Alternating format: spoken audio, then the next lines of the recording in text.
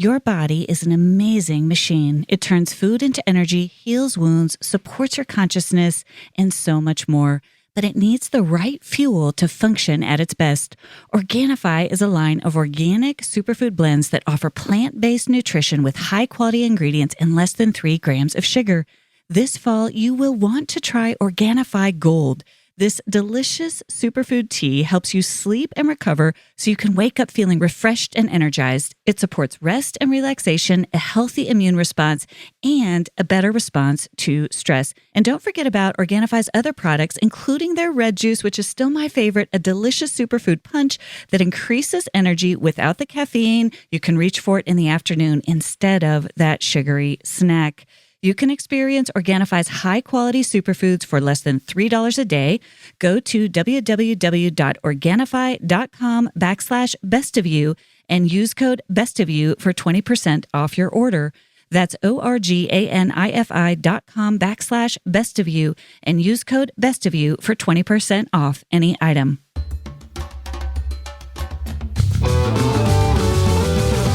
Hey everyone, I'm Dr. Allison, and I'm so glad you're here to discover what brings out the best of you. This podcast is all about breaking free from painful patterns, mending the past, and discovering our true selves in God. I can't wait to get started as we learn together how to become the best version of who we are with God's help.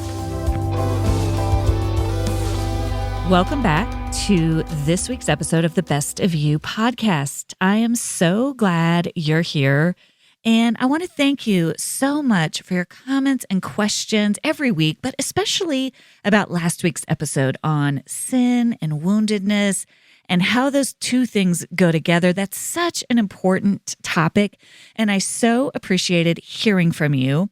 Several of you asked me, what is the best way to get me your feedback on a specific episode? And the best way to do that is to go to the episode webpage on my website at drallisoncook.com/podcast, right? Each episode has its own page, and you'll find a place there to leave comments. You can interact with others. You can also visit the episode post on my Instagram or Facebook feed. It's at Dr. Allison Cook, both places, and leave a comment.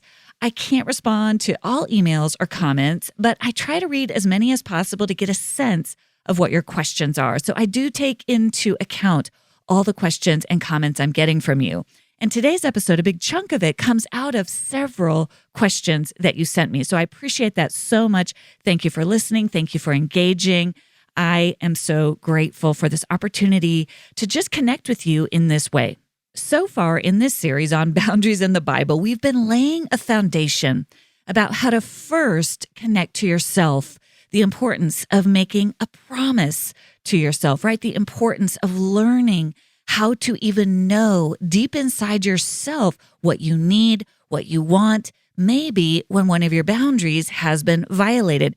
It's hard, as I say a million times, it's incredibly hard to set healthy boundaries with other people if you don't know what you need to say yes to in your own life, in your own soul, in your own work of healing first, right? So we've really been laying this foundation. Last week, we went into looking at our areas of wounding, even at our areas of sin, where we might be tempted to react out of our hurt instead of respond in a healthy way. So we've been really doing this inner work. Well, today, it's finally time. We're going to start to look externally to the patterns of behavior that are around us in the other people in our lives, right? So finally today, we're going to get into how we can understand those behaviors that come our way and how we can be wise in responding to other people's behaviors, whether it's toxicity or even healthy people who are behaving in a way that we need to address. So here are a couple of thoughts that a few of you shared with me after last week's episode, and they lead into today's episode. So I want to read them out loud to you. Austin wrote in and said it reminded him of a quote, and this is the quote. We're trying to figure out who said this. So if anyone knows, please leave a comment. But the quote is, "We are more wounded than wicked." And I thought that was a really great way to summarize last week's episode. Yes, we have to pay attention to the sin in our lives, but as we consistently move toward health, move toward healing, turn away from those impulses, we become more healthy. And yes, we'll still have wounds, but we're going to move away from this word wickedness. We're going to get into that today. But here's another question that came my way that I want to get into today. What about evil? So a few of you left me notes with questions like these after last week's episode. How does this idea of woundedness apply to narcissists and even sociopaths? Do we still think of them as wounded, or is there a point at which someone is simply acting out of sheer malice? That's a great question.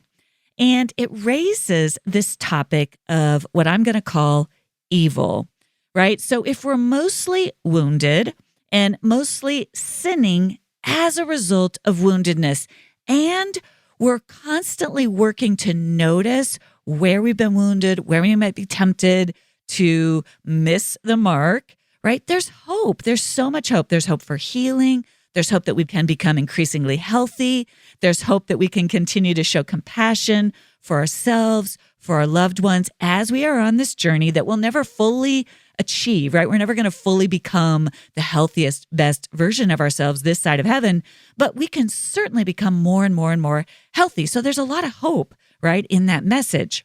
But in this question that a few of you sent me, there's this idea of, but what about people who are consistently choosing to do harm? They're not turning away, as we talked last week. They're not repenting or just turning away from sin. They're not turning toward this work of healing. They're instead doing the opposite. They're consistently turning toward going their own way. They're consistently turning toward these acts of destruction, these acts of harm, these acts of taking matters into their own hands. It's a series of choices over time that gets so destructive that there's very little goodness left, right? And we do see this, and I don't want to be naive. There are folks, and let's pray first and foremost that we are not these people. There are folks who are so consistently choosing the path of sin, the path away from healing, the path away from facing wounds honestly before God, that they begin to move in the opposite direction. They're moving away from health and moving toward increasing levels of toxicity. Now, we use this word toxicity a lot. And if you think about the word toxicity, it means poisonous, right? If you ingest a toxic substance, it's poison to your body. Similarly, to our psyches, to our souls, if we expose ourselves to toxicity, it is soul killing. And really, another word for this, sort of the biblical word for this, or the spiritual word for this, is evil, right? There is a father of lies. There is a father of toxicity. So I'm not going to get into a theology of evil in this episode. It's outside of the scope, really, of my expertise, although I do believe it exists, and I do believe that we don't want to be naive about it. A couple of books, and I'll link to these in the show notes, that if you're interested to learn more, you might consider The Screwtape Letters by C.S. Lewis, The People of the Lie by M. Scott Peck. It's an excellent book. And a more recent book called Live No Lies by John Mark Comer. But there's a really great example of this in a lot of literature, right? In the Narnia tales, we see this. In Lord of the Rings, we see this. If you're a Harry Potter fan, there's a really vivid description of this process in the 6th book, where we see this Dark Lord Voldemort, who's sort of the epitome of evil, right? In the movie, he's the bad guy. He's the destructive force, right? He's gone completely toxic. But in the 6th book, they show him as a young boy, and you get this sense of the million tiny decisions this boy made. Sure, he was wounded. Sure, there was pain there. He's smart. He's fascinated by power. He's fascinated by danger. And instead of moving toward healing, you see him, they kind of depict him making a series of decision after decision after decision of choosing the dark path instead of moving toward healing, right? So there's a series of choices there. And as a psychologist, I see this from time to time. I'll see a life, someone who had options, they had opportunities, but they make a million tiny steps toward not facing their shame, honestly, not facing their wounds, honestly, blaming other people, going after other people, lying, covering up, deceiving, right? And it becomes increasingly toxic. And I want to say to those of you who are saying, what about a sociopath? Right. Yes, a sociopath, who knows? Was there a wound there at the very beginning? Probably. At what point did that person just choose over and over and over again to move toward darkness, right? To move away from the healthy, beautiful work of healing that God wants us to move toward, and move toward the opposite of that, which is toxicity. At whatever point that became so toxic that there's no hope left, I don't know. I don't know the answer to that question. As a psychologist, I'm always going to hold out hope, but I don't want us to be naive. And I want to give you just two examples, one from theologian N.T. Wright and one from a Bible passage that I think speak to this. Again, in the interest of not being naive. So here's an example from theologian N.T. Wright, how he talks about this phenomena. It's from his book, Surprised by Hope, page 182. And basically what Wright says is this: it is possible for human beings so to continue down this road, so to refuse all whisperings of good news, all glimmers of true light, all promptings to turn and go the other way, all signposts to the love of God, that they can, and I quote him here, progressively cease to reflect the image of God. Right? So he's kind of talking about this, right? That these million choices to go in the wrong direction, to keep moving away from God's path, from becoming the best of who we are, that in Wright's words, that person can progressively cease to reflect the image of God. Now, the scripture passage that comes to mind that underscores what Wright is saying is from Romans chapter 1, 24 through 32. And I'm going to quote it from the Message version, right, which is Eugene Peterson's modern day version of this passage. And here's the quote, speaking about this kind of person. This is the quote from scripture. So God said, in effect, if that's what you want, that's what you get. It wasn't long before they were living in a pig pen, smeared with filth, filthy inside and out. And all this because they traded the true God for a fake God and worshiped the God they made instead of the God who made them, the God we bless, the God who blesses us. And then the message goes on to say, quote, worse followed. Refusing to know God, they soon didn't know how to be human either. Since they didn't bother to acknowledge God, God quit bothering them and let them run loose. And then all hell broke loose, rampant evil, grabbing and grasping, vicious backstabbing. They made life hell on earth with their envy, killing, bickering, and cheating. And it goes on and on and on to describe, again, this type of person that essentially, in Eugene Peterson's words, God is kind of saying, turning them loose. If that's what you want, then here's what you get, right? We do reap what we sow on some level. And if we choose again and again and again to cover over our woundedness, to cover over our shame through all of these things that are just listed, through grabbing and grasping, through backstabbing, through hurting other people, through projecting onto other people, we are going to become less and less and less like that beautiful soul that God made us to become. And we're going to become a really, really, really terrible, toxic person. Okay? So it's not a pleasant topic. I don't love talking about this, but it's a reality. We need to be wise. We need to not be naive. And the point is, I don't want to minimize the reality that some people turn so consistently toward sin, toward destruction, that at some point it's hard to find any glimmer of goodness. A couple of points I want to make. I don't think this is common. It's very, very real.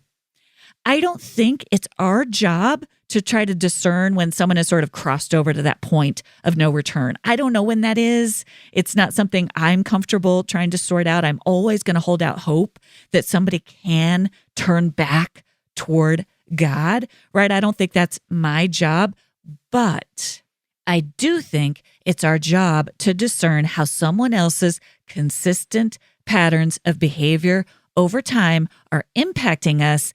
And I do think it's our job to protect ourselves. Remember, boundaries are about protecting you. They're not about analyzing, changing, condemning, judging, criticizing, or figuring out someone else. They're about being wise. So this brings us to what I call the spectrum of toxicity. And I spell this out in chapter 6 of The Best of You, and I think it's critical to understand in this work of setting healthy boundaries. So let's get into the spectrum of toxicity.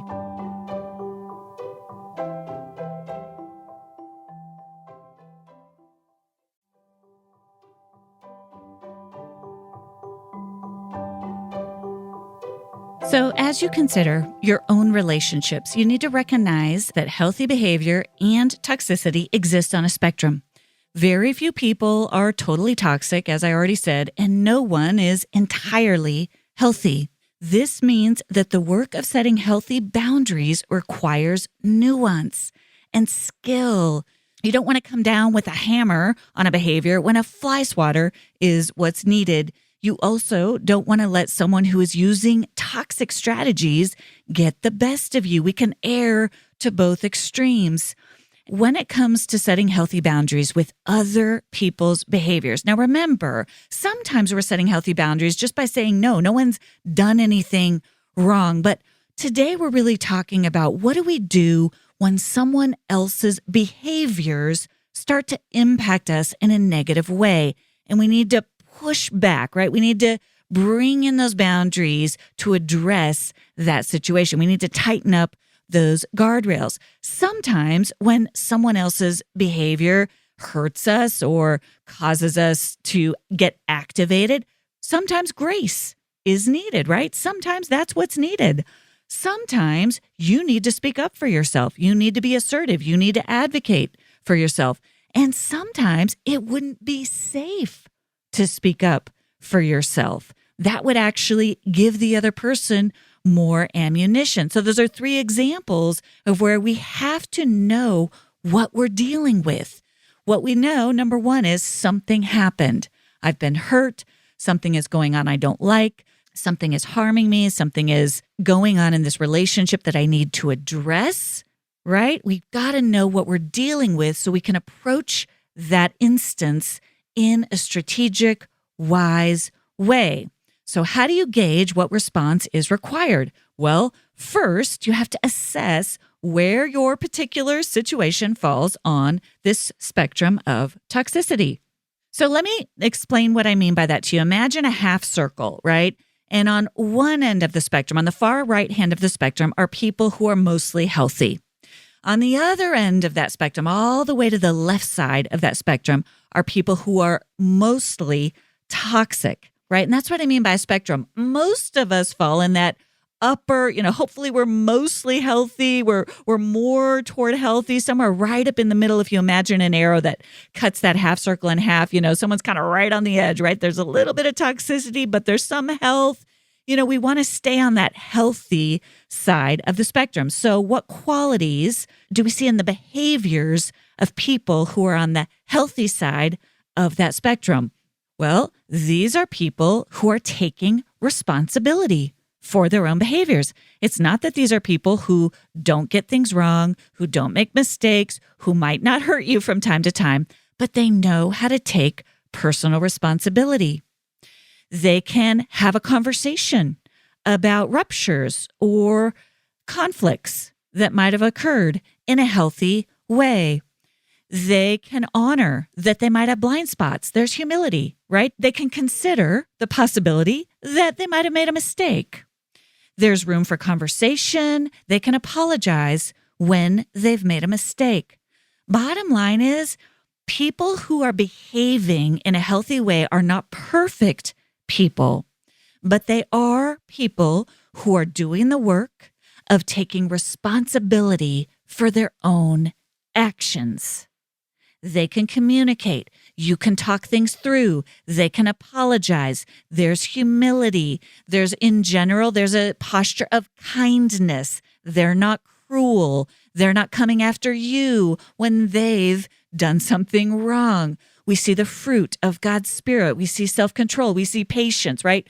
We begin to see more of those types of qualities in someone who's on the healthy side of that spectrum. Again, not perfection, but personal responsibility. Then we get to the middle part of that spectrum where I was saying, someone who's kind of got some of those healthy qualities, but they're also sometimes committing boundary fouls in a consistent way, right? This might be, a parent, an in-law who genuinely cares about you, who genuinely cares about your children. But at the same time, she does some things that are kind of annoying. Maybe she doesn't respect your rules. They're not toxic, but it's challenging, right? You're constantly having to say, hey, mom, hey, dad, you can't do that, when you're with my kids. Maybe you have a friend who's pretty self-centered and they're often talking about themselves. They're not cruel. They look out for you in certain ways, but you're never really going to be able to get them to hear you. They're not someone you're going to turn to when you need emotional support. That's what I mean by, they're healthy for the most part. They're not cruel. They're not hurting you, but maybe there's some limitations there because of some of their own unfaced wounds. Maybe it's a friend who likes to gossip, right? And you love that friend, but man, you're always having to kind of steer the conversation away from that gossiping part of her. Again, these are folks who aren't toxic, but there might be a limit to how deep you can go with this type of person. And sometimes we find ourselves in this category, right? Sometimes there are parts of us, where we haven't done enough work or we're still struggling a little bit where, we've done a lot of work toward health. We're moving toward that healthy side of the spectrum, but there's still parts of us, that we're still working on. We're still works in progress. Again, there's no shame in any of this. We're trying to understand. We're trying to name, not shame. Now we move into that toxic side of the spectrum. These are individuals who are living mostly out of the worst of who we are. And in their behaviors, we see that they're not able to take responsibility for their own actions. Instead, they tend to blame other people. They tend to shame other people. They tend to criticize, manipulate, guilt trip, belittle, right? They tend to go after others because they're not doing their own work. They don't want what's best for you. They're worried about their own image, right? We talked about this in the series on buzzwords, on psychology buzzwords, part 2. We went through a lot of these sort of toxic behaviors. And I also have a whole webinar on some of these toxic behaviors. But in general, these are toxic because not only is that person not doing their own work, that would be one thing, right? So there's limitations. That's where we're more in that center place. But where we move toward this left side of the spectrum is they're A, not doing their own work, but B, because of that, they're engaging in these behaviors that are toxic to you, right? That are going after you. This might be a parent who's never done their own work to heal their own pain. And so as a result, they try to control you, right? They try to make sure you never bring shame on them. And so they're constantly controlling your behaviors. That's really toxic to you, especially if you were raised in an environment like that. You might have a spouse or a friend who cannot take responsibility for their own mistakes. And so they blame shift. They might say, it's your fault that I lie. It's your fault that I started down this toxic path. It might not be malicious. It doesn't matter. It's still toxic. Someone on this side of the spectrum is not taking responsibility for their own healing. And as a result, their behaviors are designed to make you feel like it's your fault, right? So because when you can't face, we talk about this in so many other episodes, when you can't face your own stuff honestly, you have to take it out on other people. You have to blame other people. Now, on the extreme left side of this toxicity spectrum are those who are downright abusive. We're getting into this area that we were talking about earlier, where they are trying to harm you. There's intent, there's malice. They want to cause harm. They want to harm you physically, emotionally, spiritually. These are major boundary violations. This behavior cannot and should not be tolerated.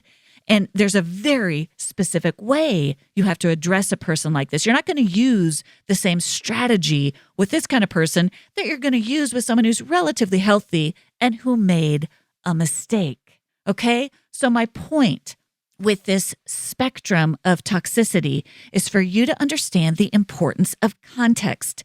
You have to take into account the context. You have to begin to study patterns of behavior. Consider the following example. Let's say situation A, you have a friend who hurts you. Maybe they talk behind your back and it gets back to you and it's painful. You've got to deal with that. What that friend did was hurtful. But here's the thing.